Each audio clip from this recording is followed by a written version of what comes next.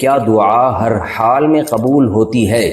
جب ہماری دعائیں اللہ تعالیٰ 3 صورتوں میں ضرور قبول فرماتے ہیں تو ان 3 صورتوں سے کیا مراد ہے؟ 3 صورتیں یاد رہ گئیں وقار بھائی کو کہ 3 عدد یاد رہ گئے یا صورتیں یاد نہیں رہیں؟ دیکھیں جو دعا 3 صورتوں میں قبول ہوتی ہے، ایک تو یہ ہوتی ہے کہ اللہ تعالیٰ جو چیز آپ مانگ رہے ہیں اللہ تعالیٰ وہی چیز آپ کو دے دیتے ہیں۔ دوسری صورت یہ بنتی ہے کہ جو چیز آپ مانگ رہے ہیں وہ تو نہیں ملتی، اس کا آلٹرنیٹ مل جاتا ہے۔ تیسری صورت یہ ہوتی ہے کہ آخرت میں اللہ تعالیٰ اس دعا کو آپ کے لیے ذخیرہ کر دیتے ہیں اور قیامت کے دن اس کا اجر آپ کو اللہ تعالیٰ عطا فرمائیں گے۔ لیکن یہ 3 صورتیں ہی نہیں ہیں، اس کے علاوہ بھی صورتیں ہیں، کچھ صورتیں ہیں جس طرح سے دعا قبول ہوتی ہے۔ ایک صورت یہ بھی ہوتی ہے کہ آپ جو دعا مانگ رہے ہیں وہ نہیں ملتی، لیکن ہوتا یہ ہے کہ کوئی مصیبت جو آپ کی طرف آنے والی ہوتی ہے، جو آپ کو نہیں پتا ہوتا کہ ایک مصیبت آنے والی ہے، اللہ اس مصیبت کو ٹال دیتے ہیں۔ تو آپ تو یہ سمجھ رہے ہوتے ہیں کہ میری دعا قبول نہیں ہوئی، حالانکہ وہ آپ کی سے مصیبت ٹل رہی ہوتی ہے۔ بعض دفعہ یہ بھی ہوتا ہے کہ آپ کا کوئی گناہ معاف کر دیا جاتا ہے اس سے۔ تو ہر حال میں دعا قبول ہوتی ہے۔ اس کی وجہ یہ ہے کہ رسول اللہ صلی اللہ علیہ وسلم نے ارشاد فرمایا کہ اللہ تعالیٰ اس بات سے حیا کرتے ہیں کہ کوئی بندہ جب اس کی طرف اپنے ہاتھ اٹھائے ان یردہما خائبین، کہ اللہ ان ہاتھوں کو خالی ہاتھ لوٹا دے۔ ویسے بھی اصول ہے نا، کسی بھی بڑے سیٹھ سے جب بھیک مانگی جائے تو کوئی بڑا سخی ہو، سیٹھ ہو، تو وہ خالی ہاتھ لوٹاتے ہوئے شرم محسوس کرتا ہے اگر اس میں غیرت و حیا ہو۔ تو اللہ سے زیادہ تو غیرت والا کوئی بھی نہیں ہے، اللہ سے زیادہ تو جواد اور کریم کوئی بھی نہیں ہے۔ بل یداہ مبسوطتان، قرآن میں آتا ہے اللہ نے تو اپنے دونوں ہاتھ پھیلا دیے ہیں۔ تو یہ ممکن نہیں ہے کہ اللہ کی طرف ہاتھ اٹھائے جائیں اور وہ ان کو خالی ہاتھ لوٹا دے۔ لیکن یہ جو 4 صورتیں ہیں نا دعا کی قبولیت کی، تو اس میں ایک اہم پوائنٹ کی بات یہ ہے کہ چند صورتیں ایسی بھی ہیں جن میں دعا رد بھی کر دی جاتی ہے، یہ بھی ذہن میں رکھیں۔ یعنی ہمیشہ قبول ہونے کا مطلب جب ان قوائف کو پورا کیا جائے، تو جو اللہ نے دعا کی قبولیت کے بتائے ہیں تو دعا قبول ہوتی ہے۔ اگر ان قوائف کو آپ پورا نہیں کرتے تو دعا قبول نہیں ہوتی۔ ان میں ایک کیا ہے؟ حرام کھانا۔ نبی صلی اللہ علیہ وسلم نے فرمایا کہ انسان پراگندہ بال ہوتا ہے، سفر میں ہوتا ہے، اور کپڑوں پہ گرد و غبار، یعنی سفر میں جو انسان کی ایک حالت ہوتی ہے جو قابل ترس ہوتا ہے، وہ تو ایسی کنڈیشن میں تو دعائیں قبول ہوتی ہیں، لیکن فرمایا اس کے باوجود اس کی دعا کو رد کیا جاتا ہے۔ وجہ کیا ہے؟ کہ اس کا کھانا بھی حرام اور اس کا پہننا بھی حرام، حرام کھا رہا ہے اور حرام پہن رہا ہے۔ تو حرام کی وجہ سے دعائیں قبولیت کا امکان ختم ہو جاتا ہے یا کم ہو جاتا ہے۔ اور ایک وجہ دعا کی قبول نہ ہونے کی یہ بھی ہوتی ہے کہ آپ ظاہر قلب سے دعا مانگتے ہو، یہ بھی حدیث میں تذکرہ ہے اس کا۔ ظاہر قلب کا مطلب یہ ہے کہ دعا مانگتے ہوئے آپ کا اپنا ہی دل ہی نہیں ہے، بس اوپر سے دعائیں مانگ رہے ہو۔ جیسے آج کل دعا بطور وظیفوں کے پڑھی جاتی ہے، بس یعنی وہ دعا مانگی نہیں جا رہی ہوتی بلکہ پڑھی جا رہی ہوتی ہے۔ بس آپ نے ہاتھ اٹھائے ہوئے ہیں اور توجہ آپ کی کہیں اور ہے، اور میں نے تو لوگوں کو دیکھا ہے کہ وہ دعا کے دوران ناک میں انگلیاں بھی گھما رہے ہوتے ہیں، پھر ادھر کھجا بھی رہے ہوتے ہیں، پھر ادھر بھی دیکھ رہے ہوتے ہیں، پھر یوں کر رہے ہوتے ہیں، ایسے یوں بس ہاتھ فارمیلٹی پوری ہو رہی ہوتی ہے۔ تو اللہ کو اس سے بھی جو ہے ایسے بندوں کی دعائیں اللہ رد کر دیتا ہے کہ اس کو مانگنے میں تکلیف ہو رہی ہے مجھ سے، مانگتے ہوئے یہ میری طرف توجہ نہیں کر رہا۔ اتنا تکبر، یہ ایسے ہی ہے جیسے کسی سیٹھ صاحب کے پاس آپ جائیں بھیک مانگنے کے لیے، تو دیکھیں بھیکاری کیسے اپنے آپ کو جھکاتا ہے اور کیسے کہتا ہے، پوری توجہ اس کی اس طرف ہوتی ہے کہ اس کی جیب سے چندہ نکل جائے، یہ چندہ نکل جائے، یا اگر کوئی چندہ مانگنے والا گیا ہے، یا اس کی جیب سے میرے لیے کچھ پیسے نکل جائیں۔ ایسا نہیں ہوتا کہ ادھر توجہ اور یوں کر کے سیٹھ صاحب سے کہہ رہا ہو کہ یار کچھ 50 روپے مل جائیں گے تو اچھا ہے، نہیں ملے تو بھی ٹھیک ہے، اس طرح کی بات نہیں ہوتی۔ تو اس لیے دنیا میں جیسے جب کسی سے مانگا جاتا ہے تو اس وقت پورا فوکس کیا جاتا ہے اور پوری توجہ کے ساتھ مانگا جاتا ہے، تو اللہ سے جب مانگا جائے تو اس سے بھی زیادہ توجہ کے ساتھ مانگا جائے، عاجزی اور انکساری کے ساتھ مانگا جائے۔ تو ایک تو یہ ہے کہ اگر ظاہر قلب سے یعنی اوپر سے دعا مانگی جائے تو اللہ نہیں اس پکار پہ اللہ جواب نہیں دیتے، اس کو رد کر دیتے ہیں کہ تجھے مانگتے ہوئے تکلیف ہو رہی ہے تو ہم کیوں تیری دعا کو ہم کیوں دعا سمجھیں۔ اور دوسری بات ایک تو یہ ہو گیا حرام سے بچنا ہے، دوسرا یہ کہ ظاہر قلب سے دعا مانگنی ہے، دعا نہیں مانگنی بلکہ توجہ لگانی ہے۔ یہ تو ہے کہ یہ 2 چیزیں تو وہ ہیں جن کی وجہ سے دعا رد کر دی جاتی ہے۔ کچھ چیزیں ایسی ہیں جن کی وجہ سے دعا کی قبولیت کا امکان اور زیادہ بڑھ جاتا ہے، یعنی دعا قبول تو ہوتی ہے لیکن اس میں اور زیادہ جان پیدا ہو جاتی ہے اور قبولیت کا امکان بہت زیادہ بڑھ جاتا ہے۔ بہت زیادہ بڑھنے کا مطلب یہ کہ جو مانگ رہے ہیں ایز اٹ از وہی ملتا ہے پھر آپ کو۔ تو اس میں کیا ہے کہ اگر دعا میں اللہ کی حمد و ثنا کی جائے اور نبی صلی اللہ علیہ وسلم پہ درود پڑھا جائے تو دعا کی قبولیت کا امکان بڑھ جاتا ہے۔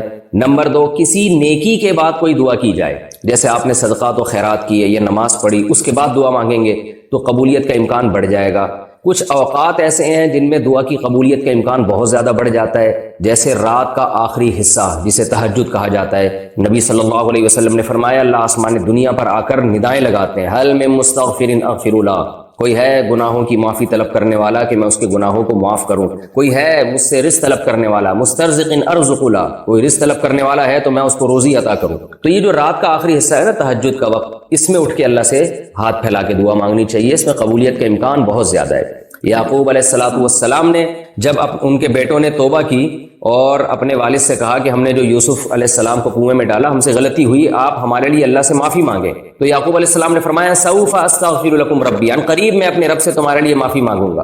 تو عن قریب کیوں؟ مفسرین نے لکھا ہے اس لیے کہ ان کا ارادہ تھا میں تہجد میں اٹھ کے توبہ کروں گا تمہارے لیے۔ تو رات کے آخری حصے میں دعا کی قبولیت کا امکان زیادہ ہوتا ہے۔ تیسری بات کہ جو تقوی کی زندگی اختیار کرتا ہے، گناہوں سے بچتا ہے، تو اس کی دعاؤں میں بھی اللہ بہت زیادہ جان اور طاقت ڈال دیتے ہیں۔ عبداللہ ابن عباس رضی اللہ عنہما آپ صلی اللہ علیہ وسلم کے ساتھ سواری میں پیچھے بیٹھے ہوئے تھے، تو آپ صلی اللہ علیہ وسلم نے عبداللہ ابن عباس کو فرمایا کہ یا غلام احفظ اللہ یحفظک احفظ اللہ تجدہ تجاہک، کہ تم اللہ کے دین کی حفاظت کرو تو مصیبت میں اللہ کو اپنے سامنے پاؤ گے۔ تو اس سے پتہ چلتا ہے کہ آپ مشکلات میں اللہ کو یاد کریں، یعنی مشکل وقت میں اللہ کے دین کو یاد رکھیں، جب گناہوں کا غلبہ ہو آپ کے اوپر، شہوت کا غلبہ ہو، اس موقع پر آپ اپنے آپ کو گناہ سے بچائیں، یہ قربانی دیں۔ تو قربانی دیں گے، تقوی اختیار کریں گے تو دعا کی قبولیت کا امکان بہت زیادہ بڑھ جاتا ہے۔ اسی وجہ سے افطار میں دعا قبول ہوتی ہے، کیونکہ آپ نے قربانی دی ہے، روزہ رکھا ہے آپ نے۔ تو یہ ہے کچھ جگہیں ایسی ہیں جہاں دعا کی قبولیت کا امکان بڑھ جاتا ہے، جیسے مسجدیں ہیں یا مسجد نبوی ہے صلی اللہ علیہ صاحبہ الصلاۃ والسلام، نبی صلی اللہ علیہ وسلم کی مسجد میں، مسجد نبوی میں قبولیت کا امکان بڑھ جاتا ہے۔ پھر بیت اللہ میں قبولیت کا امکان اور زیادہ بڑھ جاتا ہے، یعنی حرم میں، اور پھر بیت اللہ کے غلاف کو پکڑ کے جو ملتزم ہے وہاں ملتزم پہ اپنے رخسار کو رکھ کے دعا مانگنے کی قبولیت کے امکان بے پناہ بڑھ جاتا ہے۔ تو کچھ جگہیں ایسی ہیں جہاں دعا زیادہ قبول ہوتی ہے، کچھ وقت ایسے ہیں رمضان میں دعا کی قبولیت کا امکان بڑھ جاتا ہے۔ تو یہ تمام چیزیں ہیں، دعا مانگنے والے کو اس کا خیال کرنا چاہیے۔ اور یہ بات خوب اچھی طرح ذہن میں رکھیں، شیطان ایک دل میں وسوسہ ڈالتا ہے، وہ یہ کہتا ہے کہ ابھی چونکہ رمضان نہیں ہے تو دعا کی قبولیت کا امکان تو چونکہ رمضان میں بڑھتا ہے تو رمضان میں دعا مانگیں گے، یا تہجد میں امکان زیادہ ہوتا ہے تو ابھی نہیں مانگو۔ تو بھائی جب موقع مل رہا ہے مانگ لیں، تہجد میں بھی مانگ لیں۔ پھر تو ایسا نہ ہو عبادت کو یعنی نیکی کو ڈیلے نہ کریں، ہو سکتا ہے آپ کو اس وقت ٹائم نہ ملے تو ابھی بھی مانگ لیں، بعد میں جب موقع ملے گا تو اور زیادہ مانگ لیں۔ تو اس لیے دعا سے بہت فائدہ ہوتا ہے۔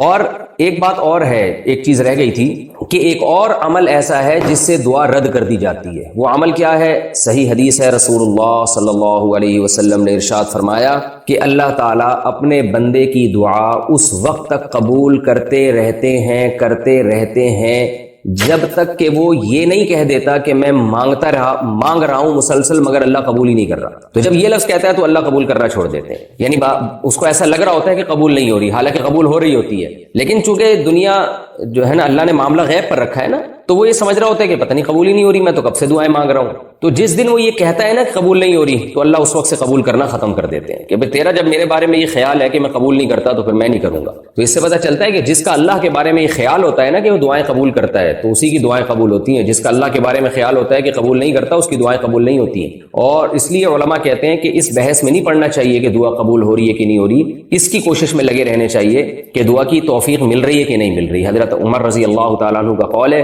کہ مجھے اس کی فکر نہیں ہوتی کہ میری دعائیں قبول ہو رہی ہیں کہ نہیں ہو رہی، مجھے اس کی فکر ہوتی ہے کہ مجھے دعاؤں کی توفیق مل رہی ہے کہ نہیں مل رہی۔ اللہ تعالیٰ ہمیں دعائیں مانگنے والوں میں شامل فرمائے۔ اچھا بھائی، یہ جاوید صاحب نے سوال پوچھا، انہوں نے ملک کا نام نہیں بتایا یا شہر کا نام نہیں بتایا، کہتے ہیں کہ بچے کو حفظ کروائیں یا اسکول پڑھائیں، بچے کو پہلے حافظ بنائیں یا پہلے اسکول میں پڑھائیں۔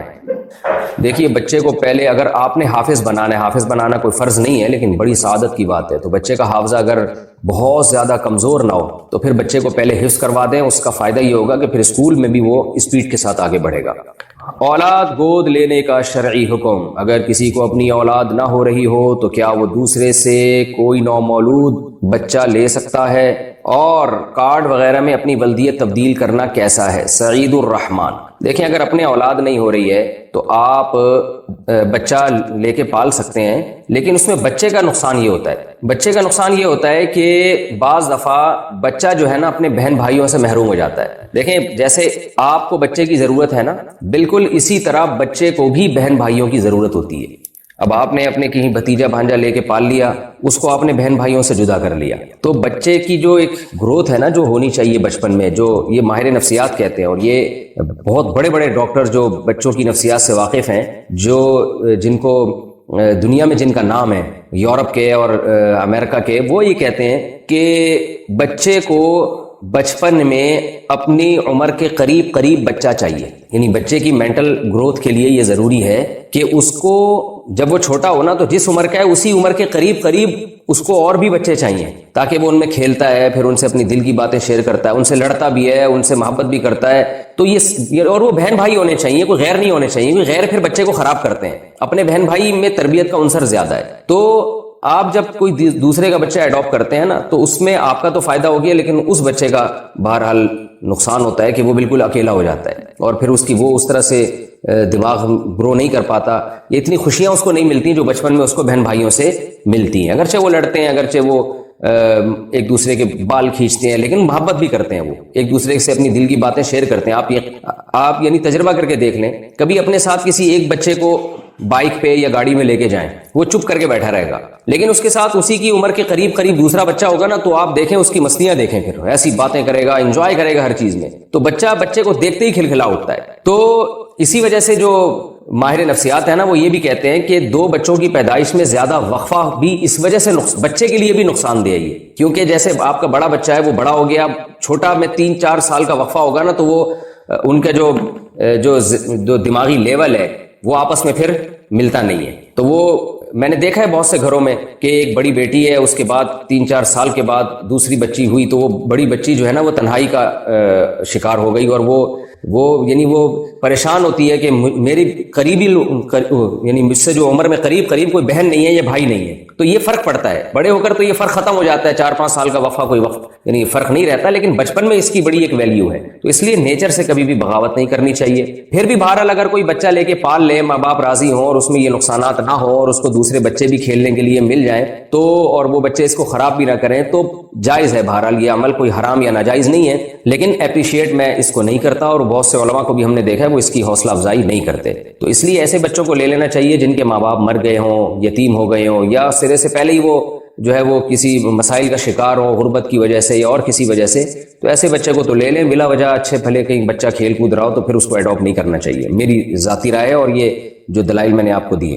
لیکن اگر کوئی لے لیتا ہے تو پھر اس کے جو انہوں نے پوچھا ہے کہ لے پالک بچے کے لیے شناختی کارڈ وغیرہ میں اپنی ولدیت تبدیل کرنا، تو یہ تو بالکل حرام اور ناجائز ہے، اس لیے کہ قرآن مجید نے صاف طور پر کہا ہے سورہ حجاب میں، ادعوہم لآبائہم، بچوں کو ان کے باپ کی طرف منسوب کیا کرو۔ تو جب آپ نے بچہ لیا ہے تو آپ ولدیت میں اپنا نام ہرگز نہیں ڈال سکتے، ماں کے خانے میں یہ جو جس خاتون نے بچہ ایڈاپٹ کیا اس کا نام بھی نہیں ڈال سکتے۔ آئی ڈی کارڈ میں، تمام ڈاکومنٹس میں، ہر جگہ اوریجنل باپ اور اوریجنل ماں کا نام آئے گا، وراثت کے حکام بھی وہیں سے ہوں گے اور پردے کے حکام بھی جاری ہوں گے، تو اس میں کسی میں کوئی تبدیلی نہیں ہوگی۔ ہاں آپ نے 2 سال سے کم عمر کا بچہ لے کے اس کو دودھ پلوا دیا، فیڈ کروا دیا اپنے کسی محرم رشتے سے، جس کی تفصیل آپ علماء سے پوچھ سکتے ہیں، تو پھر پردے کے حکام ختم ہو جاتے ہیں، لیکن وہ بچہ آپ کا لے پالک ہے، لیکن اس پہ حقیقی بچے کے حکام شریعت جاری نہیں کرتی ہے، اس لیے آئی ڈی کارڈ میں نام تبدیل کرنے کا تو سوال ہی پیدا نہیں ہوتا۔ اور اگر آپ نے کوئی ایسا بچہ ایڈاپٹ کیا جس کے باپ کا پتہ ہی نہیں ہے، کسی ٹرسٹ سے کوئی بچہ لے لیا آپ نے،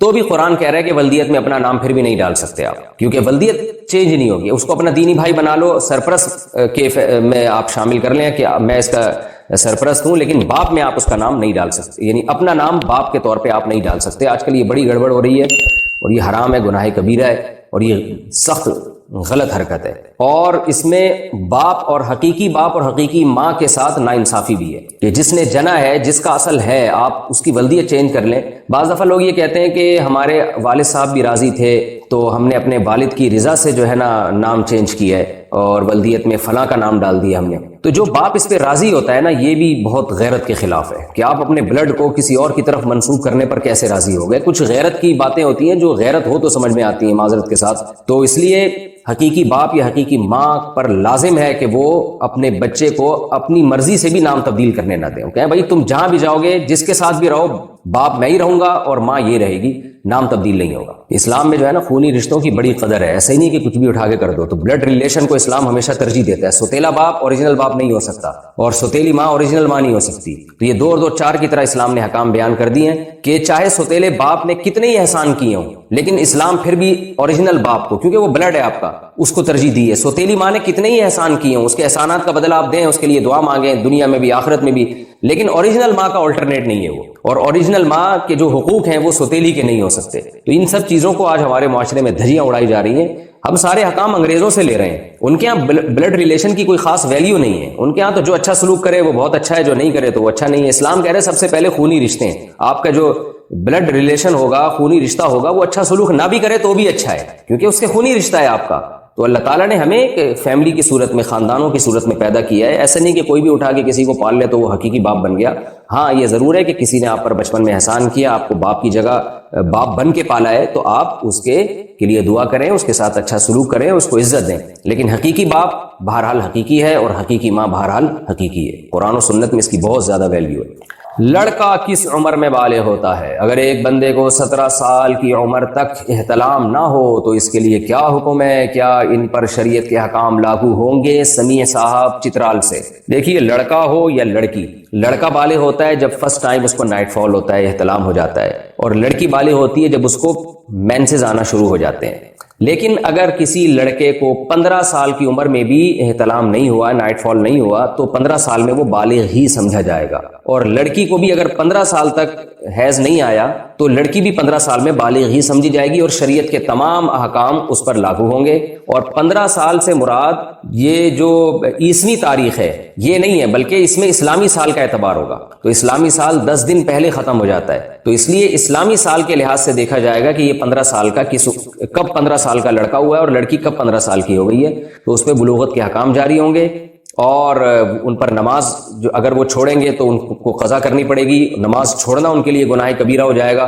تو یہ تمام احکام جو ہے یہ 15 سال کی عمر میں لاگو ہوتے ہیں اگر 15 سال تک کسی کو احتلام نہ ہو. ٹخنے چھپانے کا گناہ, ٹخنے چھپانے کا گناہ ہوتا ہے, اس بارے میں وضاحت فرما دیں. کیا ہر وقت گناہ ہوتا رہتا ہے؟ کچھ لوگوں نے انجانے میں ٹخنے چھپائے ہیں تو ان کا کیا حکم ہے؟ سردار وقاص رحیم یار خان. ٹخنے چھپانا گناہ کبیرہ ہے. رسول اللہ صلی اللہ علیہ وسلم نے ارشاد فرمایا, ما اسفل من الازار الى الكعبین ففی النار. جو ازار کا حصہ ٹخنوں کو چھپائے گا, ڈھکا ہوا ہوگا نیچے, تو وہ حصہ جو ٹخنوں کا وہ حصہ ہے آپ صلی اللہ علیہ وسلم نے فرمایا وہ آگ میں جلے گا. بہت شدید وعیدیں ہیں. کسی صحابی کو آپ صلی اللہ علیہ وسلم نے ٹخنے ڈھانکنے کی اجازت نہیں دی. خود آپ صلی اللہ علیہ وسلم کے ازار بھی اوپر اٹھا ہوتا تھا, اور آپ صلی اللہ علیہ وسلم نے یہ بھی فرمایا کہ جو مسبل ازار ہے, اپنی شلوار کو نیچے یا ازار کو نیچے لٹکانے والا ہے, لا یرید بذالک الا المخیلہ, اس کا ارادہ تکبر کے علاوہ کچھ بھی نہیں ہوتا. تو اس لیے اس عمل کو تکبر قرار دیا گیا ہے. تو اس بحث میں نہیں پڑھنا چاہیے کہ اس میں تکبر ہے یا نہیں, یہ کبر ہی سمجھا گیا ہے. حضرت ابو بکر رضی اللہ تعالی عنہ سے بعض لوگ استدلال کرتے ہیں کہ حضرت ابو بکر رضی اللہ تعالی عنہ نے نبی سے فرمایا کہ یا رسول اللہ میرا ازار بعض دفعہ نیچے چلا جاتا ہے, مجھے پتہ نہیں چلتا. تو آپ نے فرمایا انک لست ممن جرہ خیالا, تم ان لوگوں میں سے نہیں ہو جو تکبر کی وجہ سے ٹخنے لٹکاتے ہیں, یعنی ازار لٹکاتے ہیں. تو بعض لوگ کہتے ہیں کہ دیکھو حضرت ابو بکر کو جیسے اجازت مل گئی اس لیے کہ ان کے دل میں تکبر نہیں تھا, تو ہمیں بھی اجازت ہے, ہمارے دل میں بھی تکبر نہیں ہے. تو اس حدیث کا جواب یہ ہے کہ اس حدیث میں نبی صلی اللہ علیہ وسلم نے حضرت ابو بکر کو اجازت نہیں دی ہے. کوئی ایک روایت بھی نہیں ملتی کہ حضرت ابو بکر اپنا ازار نیچے لٹکایا کرتے تھے, کہیں بھی نہیں ملتا. حضرت ابو بکر بھی اٹھا کے رکھتے تھے. تو نبی نے تو حضرت ابو بکر کو یہ تسلی دی ہے کہ تمہارا جو بے خیالی میں ازار نیچے چلا جاتا ہے تو ہمیں یہ یقین ہے کہ آپ تکبر کی وجہ سے ایسا نہیں کرتے. یہ مطلب نہیں تھا کہ آپ نیچے کر لیا کریں, وہ تو یہ کہ بے خیالی میں جو آپ سے ہو جاتا ہے تو اس پہ آپ کو گناہ نہیں ملے گا. ورنہ حضرت ابو بکر, حضرت عمر, جتنے بھی صحابہ ہیں سارے اپنے ازار کو اٹھاتے تھے. حضرت عمر میں بھی تکبر نہیں تھا, لیکن حضرت عمر اس میں بہت سختی کیا کرتے تھے کہ وہ دیکھتے اگر کسی کا ازار ٹخنوں سے نیچے تو کوڑے سے خبر لیتے تھے, اس کی کوڑا مارتے تھے, اس کے ٹخنوں کے اوپر اٹھاتے تھے. حضرت عمر رضی اللہ تعالیٰ عنہ کی جب شہادت کا وقت تھا, آپ کو جب نیزہ لگا فجر کی نماز میں, کسی نے برشا مارا, کسی بدبخت نے, وہ جو مجوسی تھا, تو آخری ایام چل رہے ہیں اور بالکل شہادت کی گھڑی ہے, عیادت کے لیے ایک نوجوان صحابی آئے آپ صلی اللہ حضرت عمر کے پاس. جب وہ واپس جانے لگے تو حضرت عمر نے ان کو بلایا اور ان کو بلا کے کہا کہ اپنے ازار کو اوپر کرو. تو علماء لکھتے ہیں کہ اس شدت تکلیف کی اس شدت میں کہ جب بالکل موت کا وقت قریب ہے تو اس میں بھی حضرت عمر میں نہیں علی المنکر کا اتنا جذبہ کہ ایک شخص کو دیکھا کہ اس کا ازار نیچے تو ان کو واپس بلایا اور فرمایا کہ اس کو اوپر کرو. تو صحابہ کرام اس مسئلے میں بہت حساس تھے اور افسوس اس پر ہوتا ہے کہ آج باقاعدہ امام جو ہے نا نماز پڑھاتے ہوئے ان کے ازار نیچے لٹکے ہوئے ہوتے ہیں اور اپنی طرف سے دلائل انہوں نے گھڑ لیے ہیں کہ ایک کپڑے کو فولڈ نہیں کرنا تو یہ پینٹ فولڈ نہیں کر سکتے تو یہ نہیں کر سکتے تو فولڈ نہیں کرو اور شلوار کو اوپر سے موڑو نہیں کیونکہ حدیث میں فولڈ کرنے سے منع کیا ہے. حدیث میں کہیں بھی فولڈ کرنے سے منع نہیں کیا ہے. حدیث میں یہ جو آستینیں ہیں کہ ان کو چڑھانے سے منع کیا ہے, جس طرح یہاں ہم چڑھا لیتے ہیں نا آستینیں, یہ اس طرح اس سے منع کیا گیا کہ ایک حیت کے خلاف ہے, نماز کے ادب کے خلاف ہے. تو اس کا یہ مطلب نہیں ہے کہ آپ پینٹ نہیں فولڈ کر سکتے یا شلوار کو اوپر موڑ نہیں سکتے, وہ تو موڑنا پڑے گا آپ کو. نبی صلی اللہ علیہ وسلم نے فرمایا ان اللہ لا يقبل صلاۃ رجل مسبل ازارہ, اللہ اس شخص کی نماز قبول نہیں کرتے جو اپنے ازار کو لٹکانے والا ہو. تو اس لیے بلا شرعی عذر آپ کے لیے ازار لٹکانا مرد کے لیے یہ بالکل جائز نہیں ہے, بالکل حرام ہے. ہاں کہیں شدید مجبوری ہو تو ایک الگ بات ہے, جیسے آپ کا یعنی آپ کو آفس میں اس کی پرمیشن ہی نہیں مل رہی ہے تو پھر وہاں گنجائش دی جائے گی کہ اس لیے کہ آپ کی نیت قطعاً تکبر کی نہیں, آپ تو ایک مجبوری سے کر رہے ہو کہ اگر نہیں کیا تو آفس سے نکال دیا. جیسے فوج میں ہوتا ہے کہ وہ یونیفارم کا حصہ ہے ان کے, اب فوج میں پریڈ میں اگر وہ ٹخنے کھول کے اپنی پینٹ کو فولڈ کر کے اوپر رکھیں گے تو پھر ان کو اس کی پرمیشن نہیں ہے تو وہ جاب سے نکال دیں گے. تو وہاں مجبوری کی حد تک گنجائش دی جا سکتی ہے, لیکن نارمل حالات میں اس کی قطعاً اجازت نہیں ہے. اور علماء صلحاء پہ تو یہ بالکل بھی سوٹ نہیں کرتا, اور جو ایک سنت طریقہ ہے لباس کا وہ اسی کو فالو کرنا چاہیے. تو اس لیے اس میں بہت سخت شریعت کا حکم ہے تو اس کو ہلکا نہیں لینا چاہیے. ہاں عورت کے لیے جائز ہے, بلکہ جائز کیا اس کے لیے تو لازم اور واجب ہے کہ وہ اپنے شلوار کو اور اپنے لباس کو ٹخنوں سے نیچے رکھے, بلکہ گھسیٹے نیچے کی طرف. الٹا زمانہ آ گیا کہ خواتین نے اپنی پنڈلیاں کھولی ہوئی ہیں اور مرد جو ہے وہ اپنی جو ہے وہ شلواروں کو ڈھانک رہے ہیں نیچے کی طرف اور نیچے تک لے کر جا رہے ہیں. اور میں آپ کو دعوے سے کہتا ہوں کہ اگر انگریز نے اپنی پینٹ فولڈ کرنا شروع کر دی نا اور ٹخنے کھولنا شروع کر دیے تو یہ ہمارے ملک میں فیشن بن جائے گا. نہیں, آج ہمارے نوجوانوں کو جو ہے نا وہ شرم آ رہی ہوتی ہے کہ اپنی شلوار کو یا پینٹ کو ٹخنوں سے اٹھائیں, لیکن یہ شرم اس وقت تک آ رہی ہے جب تک انگریز نہیں کر رہا یہ کام. جس دن انگریز نے اس کو فیشن بنا لیا نا گورے نے کہ یہ جو ہے وہ پینٹ کو اوپر تک لے کے جائے گا تو سب میں یہ فیشن آ جائے گا, تو ان کو پھر اس میں جو ہے نا آر محسوس نہیں ہوگی. تو اس لیے بھائی جو پہلے ایک کام کر لیں انگریز کے آنے سے پہلے ایک کام کر لیں, سنت بھی ہے, ثواب بھی ہے, اور اس میں انسان کی بقا بھی ہے, یعنی بچت بھی ہے تکبر سے. تو نبی صلی اللہ علیہ وسلم, صحابہ کرام, تابعین سب یہی کیا کرتے تھے. آپ نے جب حضرت عثمان رضی اللہ تعالیٰ عنہ کو صلح حدیبیہ میں بھیجا نا حضرت عثمان کو, تو حضرت عثمان کی شلوار جو ہے نا ازار اوپر تھا, تو مشرکین مکہ آپ کا مذاق اڑانے لگے کہ یہ دیکھو کیسا ازار پہنا ہوا انہوں نے. تو حضرت عثمان نے فرمایا جس کا مفہوم ہے کہ میں تمہاری وجہ سے اپنے پیغمبر کے طریقے کو نہیں چھوڑ سکتا. تو ہمیں بھی اس پہ فخر ہونا چاہیے. کیا ہے لوگ 2-4 دن باتیں بنائیں گے اس کے بعد ختم ہو جائے گا معاملہ. کیا نام لیے بغیر غیبت کر سکتے ہیں؟ اگر کسی کا نام لیے بغیر اس کے پیٹھ پیچھے بات کی جائے کہ فلاں نے ایسا کیا یا ایسا کہا تو کیا یہ بھی غیبت میں شمار ہوگا؟ جبکہ بہت سے علماء نام لیے بغیر اس طرح مذاق کی باتیں کر رہے ہوتے ہیں. ہادیہ گل, ڈیرہ اسماعیل خان. نہیں, نام لیے بغیر اگر کسی کی برائی کی جائے اور کسی کو پتہ ہی نہ چلے کہ کس کے بارے میں بات ہو رہی ہے تو پھر یہ غیبت میں نہیں آتا. غیبت کا تو مقصد یہ ہوتا ہے کسی کو رسوا کر دینا لوگوں کے سامنے. تو جب پتہ ہی نہیں بات کس کی ہو رہی ہے تو رسوا کہاں سے ہوگا؟ اور یہ نبی صلی اللہ علیہ وسلم سے بھی ثابت ہے. آپ صلی اللہ علیہ وسلم بعض دفعہ نام لیے بغیر یہ کہا کرتے تھے ما بالو اقوام, لوگوں کو کیا ہو گیا کہ وہ اس طرح کر رہے ہیں. حالانکہ وہ لوگ نہیں ہوتے تھے, وہ ایک فرد ہوتا تھا, لیکن اس کا نام لیے بغیر آپ صلی اللہ علیہ وسلم تذکرہ کر دیا کرتے تھے. تو اگر کسی کا نام ہائی لائٹ نہیں ہو رہا, نہ اس کی طرف لوگوں کی توجہ جا رہی ہے, تو پھر کسی کی برائی بیان کرنا یہ غیبت نہیں ہے. ہاں ویسے ہی بار بار برائیاں بیان کرنا لوگوں کی, تو اس سے معاشرے میں برائی کم ہونے کے بجائے بعض دفعہ پھیلنے کا زیادہ خطرہ ہوتا ہے. اس کا خیال کر لینا چاہیے.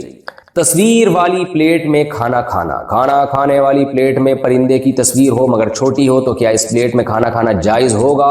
رضوان اکرم انڈیا سے. دیکھیے جو پرنٹڈ تصویر ہوتی ہے نا بلا ضرورت اس کا بنانا, چہرے کی تصویر, یہ حرام ہے, گناہ ہے. تو لیکن اگر تصویر ایسی جگہ پر ہو جہاں اس کی تعظیم نہیں ہوتی تو بنانا تو پھر بھی ٹھیک نہیں ہے, لیکن پھر اس کو مٹانا لازم نہیں ہوتا. مثال کے طور پہ فرش پہ تصویر بنی ہوئی ہے چہرے کی, جاندار کی, تو یہ بھی بنانا صحیح نہیں تھا, لیکن یہ کہ یہ چونکہ پاؤں کے نیچے آ رہی ہے, روندی جا رہی ہے, تو اس میں تصویر کی تعظیم نہیں ہے, تو اس لیے اس کا مٹانا لازم نہیں ہے. اسی طرح چادر پہ تصویر ہے جس پہ آپ سوتے ہیں, لیٹتے ہیں, تو اس کو بھی کیونکہ وہ توہین ہو رہی ہے نا, آپ کے پاؤں اس کے اوپر آ رہے ہیں. تو اسی طرح یہ جو پلیٹ کے اندر تصویر ہے اس میں بھی آپ بیٹھ کے کھانا کھا رہے ہیں تو یہ بھی کوئی قابل تعظیم نہیں ہوتی. ہوتی، تو اس لیے اس میں انشاءاللہ گناہ نہیں ہوگا، لیکن احتیاط اسی میں ہے، بہتر یہی ہے کہ ایسے برتن نہ خریدے جائیں اور ان کو مٹا دیا جائے، ان تصویروں کو بھی، تاکہ تصویر سازی کی جو ہے نا یہ لوگ حرام کی طرف نہ جائیں، حرام سے بھی بچنا چاہیے اور وہ چیز جو حرام کی طرف لے کے جاتی ہے اس سے بھی بچنا چاہیے۔ تو ایسے برتن مارکیٹ میں بہت مل رہے ہیں جن میں تصویریں نہیں ہیں، تو آپ کیوں ایسے برتن خریدتے ہیں جو تصویروں والے ہیں؟ پرندوں کو شوقیہ پالنا کیسا ہے؟ پرندوں کو پنجرے میں بند کر کے گھروں میں رکھنا کیسا ہے؟ جیسے لوگ طوطے وغیرہ یا دیگر پرندے شوقیہ گھر میں رکھتے ہیں، شاہد احمد راول پنڈی سے۔ جائز ہے، بشرطے کہ ان کے آرام کا اور ان کی خوراک کا پراپر خیال کیا جائے۔ آرام کا مطلب یہ ہے کہ میں نے دیکھا بعض لوگ لائٹیں جلا کے رکھتے ہیں 24 گھنٹے، پرندے سوتا ہی نہیں ہے، اس سے اس کا دماغ خراب ہونا شروع ہو جاتا ہے۔ پرندے تو اپنے ٹائمنگ کے بڑے پابند ہوتے ہیں، تو ان کے آرام کا بھی خیال رکھنا ضروری ہے اور خوراک کا بھی خیال رکھنا ضروری ہے۔ آپ سفر پہ چلے گئے، وہ پتہ ہی نہیں کہ کیا ہو رہا ہے، اور بعض لوگ اتنا تنگ پنجرا بناتے ہیں کہ اڑنے والا جانور بیچارہ ہل نہیں سکتا اس میں، تو یہ بھی بے پناہ تکلیف ہے۔ تو پنجرا اتنا تو ہو کہ کوئی چھوٹا پرندہ ادھر سے اڑ کے وہاں تک تو جا سکے، اس کو بالکل ایسے تنگ کر دینا کہ وہ بہت سخت اس میں مصیبت میں پڑ جائے، تو یہ بھی بہت ہی بری حرکت ہے، ناپسندیدہ حرکت ہے۔ تو پرندے کے آرام کا یعنی جانور کے آرام کا، خوراک کا خیال کیا جائے تو پھر یہ پالنا جائز ہے، اس میں کوئی گناہ نہیں ہے۔ دودھ پیتے بچے کی الٹی کیا ناپاک ہے؟ یہ سوال پوچھا ہے جی ام عیسیٰ نے مان صحرا سے۔ دودھ پیتا بچہ اگر ماں کے کپڑوں پر الٹی کر دے تو کیا یہ کپڑے ناپاک ہو جائیں گے؟ دیکھیے، دودھ پیتے بچے کی الٹی اور بڑی عمر کے آدمی کی الٹی کے احکام میں کوئی فرق نہیں ہے۔ اگر منہ بھر کے الٹی ہوئی ہے، یعنی منہ بھر کا مطلب کہ بہت زیادہ الٹی ہوئی ہے اور منہ فل جیسے بھر جاتا ہے، تو چاہے بڑے کی الٹی ہو یا بچے کی الٹی ہو، دونوں ناپاک ہیں۔ اگر وہ یعنی یہ ہتھیلی کی گہرائی جو ہے نا، جو 5 روپے کا آج کل سکہ ہوتا ہے، اس کے بقدر اگر لگی ہوئی ہے تو کپڑا ناپاک ہے، اس سے کم ہے تو شریعت میں معاف ہے وہ۔ اور اگر تھوڑی سی الٹی ہے تو چاہے چھوٹے بچے کی ہو یا بڑے کی ہو، وہ پاک ہے۔ اور عام طور پہ بچوں کو الٹی نہیں ہوتی، اہکائی سی آتی ہے، وہ جب دودھ پیتے ہیں تو تھوڑی سی وہ طے کرتے ہیں، وہ الٹی نہیں ہوتی، وہ تو وہی دودھ ہوتا ہے جو اوپر رکھا ہوا ہوتا ہے، وہی ریپیٹ ہو جاتا ہے، تو وہی واپس آ جاتا ہے، تو وہ الٹی نہیں ہے، وہ بالکل پاک ہے، اس میں وہم نہیں کرنا چاہیے۔ فجر کے بعد سونا کیسا ہے؟ فجر کی نماز کے بعد کیا سونا جائز ہے؟ علی صاحب ملیشیا سے۔ اسلاف میں بہت سے حضرات ایسے گزرے ہیں جن سے فجر کے بعد سونے کی ممانعت منقول ہے، البتہ قرآن و حدیث میں ایسی کوئی ممانعت نہیں ہے، ایسی کوئی دلیل نہیں ہے جس سے پتہ چلتا ہو کہ فجر کے بعد سونا ناجائز ہے۔ اسلاف اس کو ناپسند کیا کرتے تھے۔ اس لیے کیوں ناپسند کرتے تھے؟ اس لیے کہ اسلام نے جو ہمیں احکام دیے اور فطرت نے جو احکام دیے ہیں، اس سے یہ بہرحال پتہ چلتا ہے کہ یہ کوئی سونے کا ٹائم نہیں ہے۔ دیکھیے، اگر فجر کے بعد اسلام نے ہمیں سلانا ہوتا تو فجر کی نماز میں اٹھاتا کیوں ہمیں اسلام؟ یعنی یہ تو عجیب سی بات ہوئی نا، کسی کو اٹھا کے دوبارہ سلایا جا رہا ہے۔ تو اسلام نے فجر کی نماز رکھی ہے یہ بتانے کے لیے کہ یہ اٹھنے کا ٹائم ہے، اور فطرت بھی یہی کہتی ہے کہ آپ فجر کے بعد نہ سوئیں۔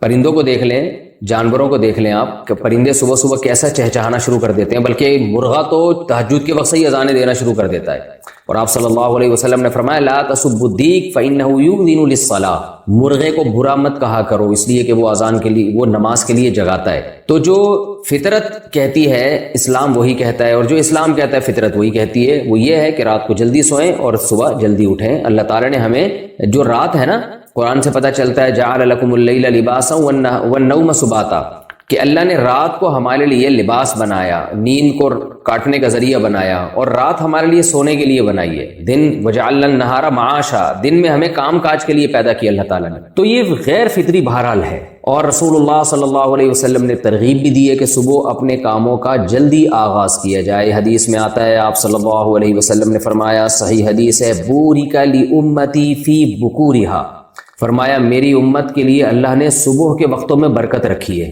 صبح صبح کوئی بھی کام شروع کیا جائے گا تو اس میں برکت ہوگی۔ افسوس کے ساتھ کہنا پڑتا ہے کہ بہت سے غیر مسلموں نے اس پر عمل شروع کر دیا۔ چائنا میں آپ دیکھیں لوگ صبح صبح اٹھ جاتے ہیں۔ میں تھائی لینڈ میں تھا، فجر کی نماز کے بعد میں نکلا تو ساری مارکیٹیں کھلی ہوئی تھی، تو جو کام مسلمانوں کے کرنے کا تھا وہ غیر مسلم کر رہے ہیں۔ ہاں، البتہ یہ ہے کہ جب آپ رات جلدی سوئیں اور صبح جلدی اٹھ جائیں تو پھر دوپہر کو قیلولہ کریں۔ سونے کا ٹائم دوپہر کو ہے، اس کی بہت تاکید ہے قرآن و سنت میں۔ قیلوا فإن الشیطان لا یقیل، آپ صلی اللہ علیہ وسلم نے فرمایا قیلولہ کیا کرو، شیطان قیلولہ نہیں کرتا۔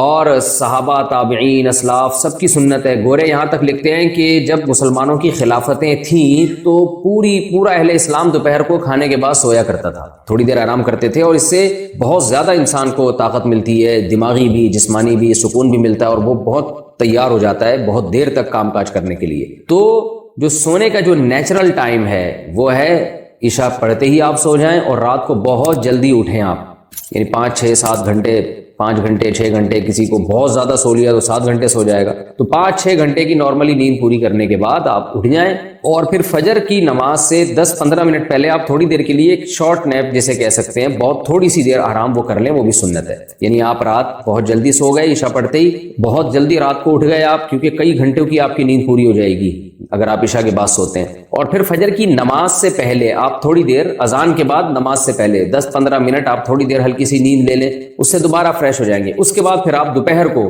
کھانے کے بعد تھوڑی دیر آرام کریں، سوئیں۔ تو یہ جو نیچرل یعنی سونے کی یہ روٹین ہے، تو یہ بہت اس کی یعنی سنت سے بھی ثابت ہے، صحابہ سے بھی، اسلاف سے بھی۔ البتہ یہ کوئی فرض واجب نہیں ہے، کیونکہ بعض لوگوں کی روٹین ایسی ہوتی ہے کہ وہ بیچارے رات کو نہیں سو سکتے، ان کا کام نائٹ ڈیوٹی ہے کسی کی، یا کسی کو اسٹڈی کے لیے فرصت ہی اس ٹائم پہ مل رہی ہے، یا اور کوئی ایسا مسئلہ ہے کسی کے ساتھ، تو اس کا کوئی فرض واجب سے تعلق نہیں ہے۔ تو ایسی کنڈیشن میں اگر کسی کی رات کو نیند پوری نہیں ہو سکتی تو فجر کے بعد بھی وہ سو سکتا ہے، کیونکہ نیند پوری نہ کرنا یہ زیادہ نقصان دہ بنسبت اس کے کہ آپ غلط ٹائم پہ سو کے نیند پوری کر لیں، یہ پھر بھی نسبتاً بہتر ہے، کیونکہ نیند ہی نہیں ہو پھر تو بہت بڑے نقصانات ہو جائیں گے۔ تو نیند تو روٹی سے زیادہ ضروری چیز ہے، تو اس لیے نیند پوری کرنے کے لیے اگر کسی کو مجبوراً فجر کے بعد سونا پڑتا ہے تو کوئی حرج نہیں ہے اس میں، لیکن نارملی اسلام نے اس کو پسند نہیں کیا ہے، کیونکہ اسلام دین فطرت ہے، تو حلال و حرام سے اس کا تعلق نہیں ہے، بہتر اور مستحب بہرحال یہ نہیں ہے۔ اور آپ صلی اللہ علیہ وسلم کی ترغیب بھی ہے کہ صبح کے وقت میں اللہ تعالیٰ نے میری امت کے لیے برکت رکھی ہے، تو اپنے کاموں کا فجر کے فوراً بعد سے آغاز کر دینا چاہیے، اور وہ وقت ایسے بھی ذکر و تسبیحات کا وقت ہے، یہ ایکسرسائز کریں آپ اس میں۔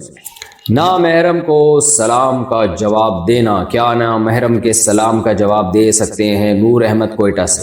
جی نامحرم بھی مسلمان ہی ہوتی ہے یا ہوتا ہے، تو اس میں اگر سلام کرے تو اس کا جواب دے دینا چاہیے، بس جواب پر اکتفا کریں اور پتلی گلی سے آگے نکل جائیں۔ جنت میں جانے کا شارٹ کٹ راستہ، یہ بلال صاحب پوچھتے ہیں کویت سے۔ میں کبھی کبھار اسلام کے ہر احکام پر کہہ رہے کبھی کبھار اسلام کے ہر احکام پر چلنا بہت مشکل ہو جاتا ہے، خاص طور پر ایسے ماحول میں جہاں ہر کوئی دین کو فالو نہیں کرتا۔ تو جس طرح کسی امتحان مشکل میں ہم پاسنگ مارکس کے لیے اسٹڈی کر لیتے ہیں اور اس سے پاس ہو جاتے ہیں، تو کیا اسلام میں ایسے کون سے اعمال ہیں کہ اگر ہم منیمم کر لیں تو امید ہے کہ جنت میں جانے کے لیے پاسنگ مارکس ہی مل جائیں؟ بلال صاحب کویت سے۔ جناب بلال صاحب بڑا ٹیکنیکل قسم کا سوال پوچھا آپ نے آخرت کے امتحان کو دنیا کے امتحان پہ قیاس کر لیا، اور دنیا کے امتحان میں جیسے 40% یا 33% نمبر پاسنگ مارکس ہوتے ہیں، اور کچھ 2-4 نمبر غریبی میں ٹیچر اپنی طرف سے بھی ڈال دیتا ہے، کچھ ابا اماں کی دعاؤں میں بھی 4-5 نمبر ہو جاتے ہیں، تو اس طرح آپ دھکا لگ جاتا ہے۔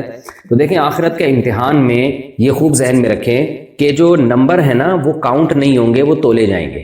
یہ بہت ٹیکنیکل فرق ہے دنیا اور آخرت کے امتحان میں۔ اگر کاؤنٹنگ کا حساب ہوتا اور اللہ تعالیٰ فرماتے کہ جس کے نیکی کے نمبر زیادہ ہو گئے اور گناہ کے نمبر کم ہو گئے تو وہ جنت میں جائے گا، تو ہم یہ کہتے ہیں کہ بھائی 51% اگر نمبر آپ کے ہو گئے ہیں نیکیوں کے اور گناہ کے 49 ہیں تو آپ جنت میں جائیں گے۔ تو پھر ہم کہتے ہیں کہ نیکی اور گناہ دونوں کو آپ پلس مائنس کر لیا کریں، آپ گناہ زیادہ کر رہے ہیں، نیکیاں زیادہ کر رہے ہیں، تو نیکیاں زیادہ کر رہے ہیں تو جنت میں جائیں گے، تھوڑے بہت گناہ بھی کرتے رہتے پھر کوئی مسئلہ نہ ہوتا۔ لیکن مسئلہ وہاں پر یہ ہے کہ اعمال جائیں گے تولے، یعنی ترازو میں رکھے جائیں گے، ادھر نیکیاں آئیں گی سیدھے ہاتھ پر اور الٹے ہاتھ پہ گناہ ترازو میں۔ تو بعض دفعہ یہ ہوتا ہے کہ ایک نیکی ایسی تگڑی ہوتی ہے، وہ اتنی وزنی ہوتی ہے کہ سارے گناہوں کو کھا جاتی ہے، اور بعض دفعہ ایک گناہ ایسا ہوتا ہے، وہ گناہ تو ایک ہے، وہ آپ نے جب ترازو میں رکھا تو وہ ساری نیکیوں کو ہڑپ کر گیا، وہ اتنا وزنی ہو جاتا ہے۔ جیسے حدیث میں آتا ہے ایک فاحشہ عورت نے کتے کو پانی پلایا، ایک برے آدمی نے پیاسے کتے کو پانی پلایا، وہ نیکی اتنی وزنی لگی اللہ تعالیٰ کی نظر میں اس کے اخلاص کی وجہ سے کہ وہ ساری برائیوں کو کھا گئی وہ۔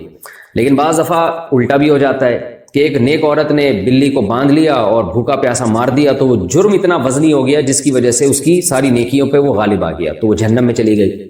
تو اب ہمیں نہیں پتا کون سی نیکی کا وزن بہت زیادہ ہے، کون سے گناہ کا وزن بہت زیادہ ہے، تو ہم نے ہر گناہ سے بچنا ہے اور اپنے اعمال میں زیادہ سے زیادہ نیکیوں کو ہم نے جمع کرنا ہے، کسی نیکی کو ہم نے حقیر نہیں سمجھنا۔ تو یہ کام پوری زندگی کا ہے، کوئی لگا بندہ ایسا نہیں ہے کہ آپ کو ہم یوں کہہ دیں یا قرآن و سنت نے بتا دی یہ کر لو تو بس جنت میں چلے جاؤ گے، نہ نہ نہ نہ۔ آپ نے اصول اور ضابطہ جو قرآن نے بتایا ہے وہ یہ ہے، ان تجتنبوا کبائر ما تنہون عنہ نکفر عنکم سیئاتکم۔ اللہ فرماتے ہیں جن کبیرہ گناہوں سے ہم نے تمہیں بچنے کا حکم دیا ہے ان سے بچ جاؤ، بس صغیرہ اور چھوٹی موٹی خطائیں ہم معاف کر دیں گے. تو کبیرہ گناہوں سے بچنا بہرحال ضروری ہے، اور فرائض اور واجبات پورے کرنا بھی بہرحال ضروری ہے. علماء کہتے ہیں آپ فرائض پورے کر لیں، واجبات اور سنت مؤکدہ ان کو پورا کر لیں آپ، اور نوافل بے شک چھوڑ دیں آپ. باقی نوافل اپنے اعمال میں آپ جمع کرتے رہیں تاکہ گناہوں کا پلڑا اگر بھاری ہونے لگا تو کچھ نوافل کام آ جائے اور یہ نیکی کے پلڑے کو جھکا دیں تو بہت اچھی بات ہے.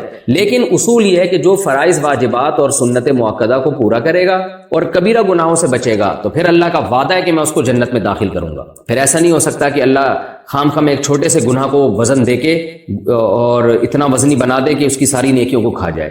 وزنی جو بنتا ہے وہ کبیرہ گناہ بنتا ہے، صغیرہ نہیں بنتا. تو صغیرہ اگر کبھی کبھار ہو جائے تو اتنے گھبرانے کی بات نہیں. ہاں صغیرہ کا اصرار کرنا، اس کو بار بار بار بار بار بار کرتے رہنا تو وہ بھی کبیرہ بن جاتا ہے. جیسے بد نظری کرنا یہ صغیرہ گناہ ہے، کبھی کبھار ہو گئی توبہ استغفار کر لے انسان، لیکن لوگ چھوڑتے نہیں ہیں، جو اس کے عادی ہیں وہ کرتے ہی رہتے ہیں تو یہ صغیرہ ہونے کے باوجود یہ کبیرہ بن جاتا ہے. زنا کرنا تو کبیرہ گناہ ہے اور بد نظری کرنا یہ صغیرہ گناہ ہے، لیکن بد نظری کی لت پڑ جائے، عادت پڑ جائے تو یہ بھی کبیرہ بن جاتی ہے پھر. تو اسی طرح ایسا جھوٹ بولنا جس میں آپ نے کسی کو لڑوا دیا، کسی کو پیسے کا نقصان پہنچا دیا تو یہ کبیرہ گناہ ہے. لیکن ایک چھوٹا موٹا کوئی جھوٹ بول دیتا ہے انسان، تھوڑی سی ٹوپی کرا دیتا ہے کسی موقع پہ، یہ صغیرہ گناہ ہے، کبھی کبھار ہو گیا تو یہ صغیرہ گناہ ہے. نمازوں سے معاف ہو جاتا ہے، روزوں سے معاف ہو جاتا ہے یہ، لیکن کسی کو نقصان پہنچا رہے ہیں آپ اس جھوٹ کے ذریعے تو یہ کبیرہ میں ہے. تو جھوٹ جب صغیرہ ہو وہ بھی اگر بار بار ہوگا تو وہ بھی کبیرہ بن جائے گا. تو اس لیے ہم نے ہر گناہ سے بچنے کی کوشش کرنی ہے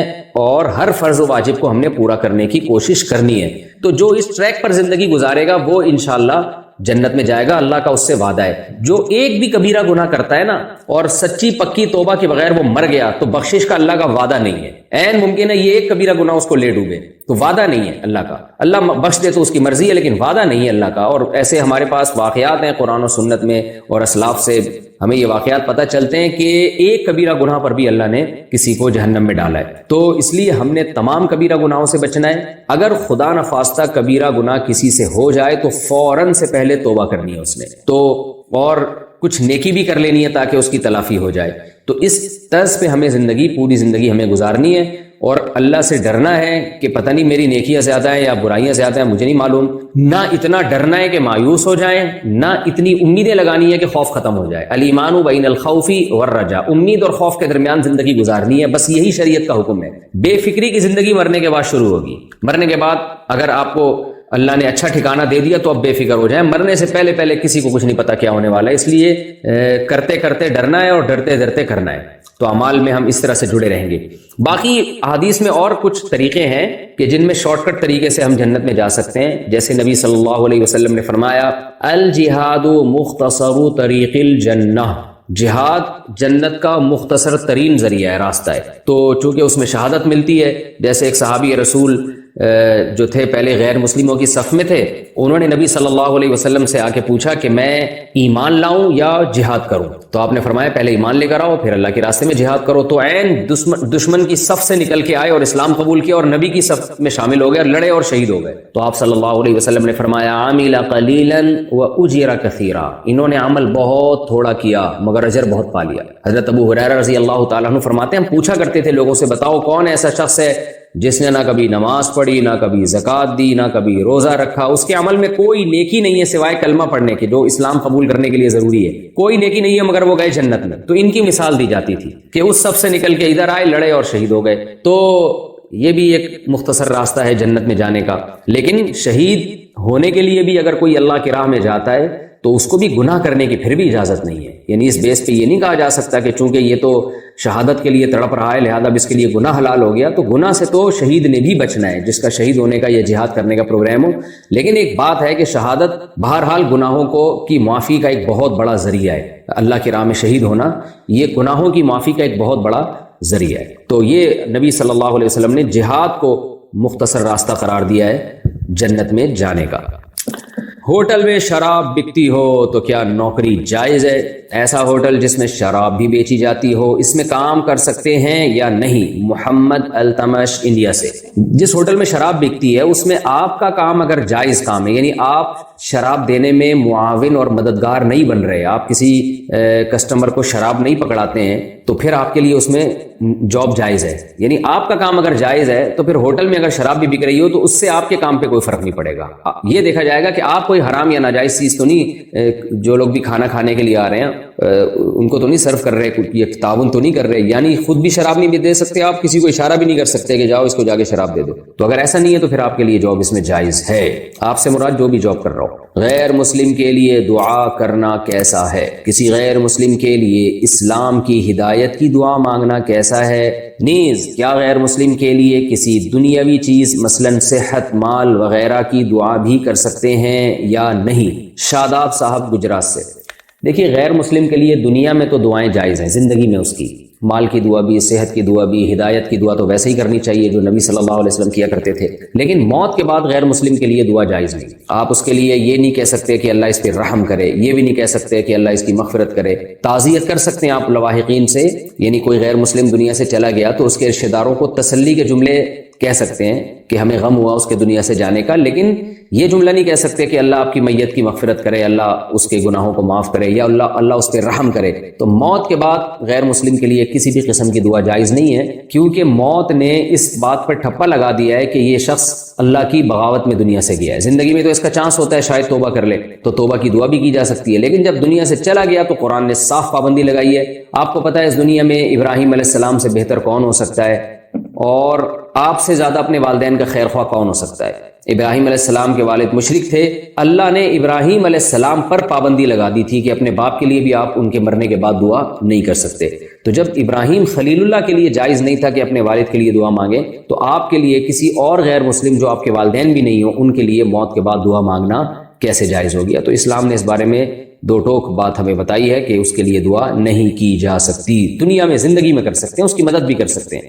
عورت کا ماں کی قبر پر جانا، کیا عورت قبرستان میں اپنی والدہ کی قبر کی زیارت کے لیے جا سکتی ہے یا نہیں؟ دیکھیے عورت کے لیے قبرستان جانا مکروہ ناپسندیدہ عمل ہے، تو اس لیے اس عمل سے اجتناب کرنا چاہیے۔ حرام نہیں ہے، اگر مکمل سخت پردے کی پابندی میں زندگی میں ایک آدھ دفعہ چلی جائے اور وہاں جا کے کوئی بے پردگی بھی نہ ہو اور رونا دھونا بھی نہ ہو اور قبرستان کے آداب کا بھی خیال ہو، اور ایسا بھی نہ ہو کہ ایک دو کے جانے سے عورتوں میں یہ رواج ہی چل نکلے کہ سبھی جا رہی ہیں قبرستان، تو ان تمام چیزوں کا اگر ایسا خطرہ نہ ہو تو پھر ایک آدھ دفعہ کوئی خاتون اگر قبر پہ چلی جائیں تو اس کی گنجائش ہے، لیکن بہرحال اس عمل کی حوصلہ افزائی نہیں کی جا سکتی، کیونکہ جب اس طرح ایک آدھ جائیں گے تو پھر ظاہر ہے پھر خواتین تو پھر جانا شروع کر دیں گی، تو اس کو اس شریعت میں پسند نہیں کیا گیا۔ غیبت کا کفارہ کیا ہے؟ کسی کی غیبت کرنا حقوق العباد میں آئے گا یا حقوق اللہ میں آئے گا؟ نیز اس کی تلافی کا کیا طریقہ ہوگا؟ محمد فیضان لکھنؤ سے۔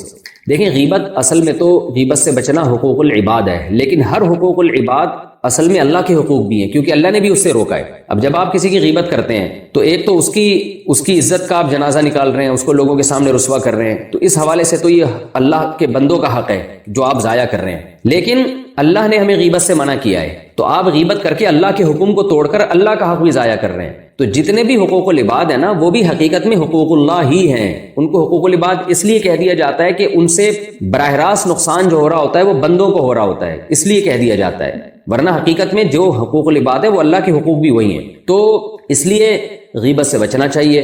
اور قرآن مجید میں اللہ نے کیا فرمایا؟ ایحب احدکم ان یاکل لحم اخیہ میتا فکرہتموہ، تم چاہتے ہو کہ اپنے مردہ بھائی کا گوشت کھاؤ تو اس کو تم ناپسند کرو گے، تو مردہ بھائی کا گوشت کھانا، کیونکہ مردہ اپنا دفاع نہیں کر سکتا، تو جس کی غیبت کی جا رہی ہے وہ موجود نہیں ہے، وہ بھی بیچارہ اپنا دفاع نہیں کر سکتا، تو اس لیے اللہ نے اس کو یوں حکم دیا ہے کہ ایسے جیسے مردہ کا گوشت کھانا۔ باقی اگر غیبت ہو گئی ہے تو اس کی تلافی کا کیا طریقہ ہوگا؟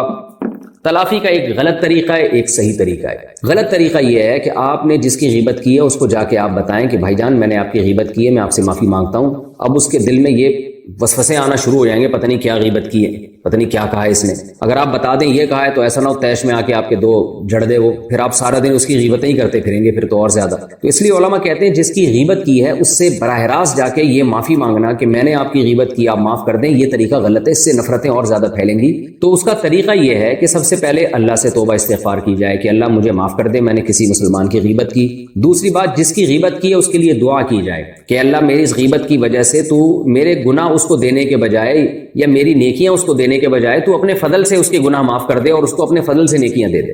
دوسرا کام ہو گیا. تیسرا کام یہ کہ غیبت کر کے آپ نے اس کی عزت کا جنازہ نکالا ہے, لوگوں کے سامنے اس کو رسوا کیا ہے, تو اب جو اس کی ذلت ہوئی ہے نا معاشرے میں, اس کی تلافی کریں, اس کی عزت بحال کریں. لوگوں کے سامنے جا کے کہیں بھائی وہ جو میں نے اس کی برائی کی تھی پتہ نہیں یار اس کی حقیقت بھی ہے یا نہیں ہے, واللہ عالم, ہو سکتا ہے وہ غلط کہہ رہا ہوں, مجھے غلط فہمی ہوئی ہو, یا اس کی کسی اور طرح سے کوئی تعریف کر دیں, کیونکہ غیبت کر کے آپ نے اس کی عزت میں کمی کی ہے. تو اب اس کی تلافی یہی ہوگی کہ اس کی جو پہلے عزت تھی وہ بحال کر دی جائے. تو اس طرح سے جو ہے وہ تلافی غیبت کی ہو سکتی ہے. اور پھر بھی اگر یہ عادت نہ چھوٹے نا غیبت کی, تو پھر صدقہ خیرات اپنے اوپر لازم کرنا چاہیے, اور یہ ارادہ کرنا چاہیے کہ مجھ سے جب بھی غیبت ہوگی میں اتنے پیسے اللہ کی راہ میں صدقہ کروں گا.